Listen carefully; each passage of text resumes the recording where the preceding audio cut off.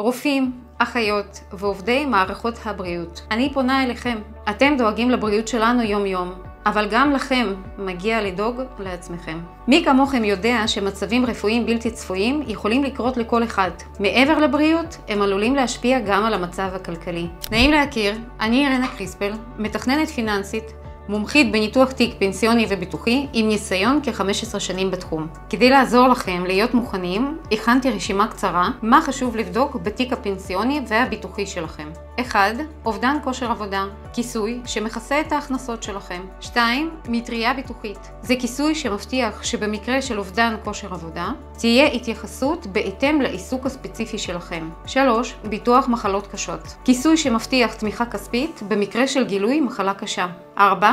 ביטוח בריאות, עם דגש לכל מה שלא מכוסה על ידי חוק הבריאות הממלכתי, כמו תרופות שלא בסל, השתלות, טיפולים מיוחדים בחול ועוד. רוצים לוודא שהביטוחים שלכם מכסים אתכם בצורה הטובה ביותר?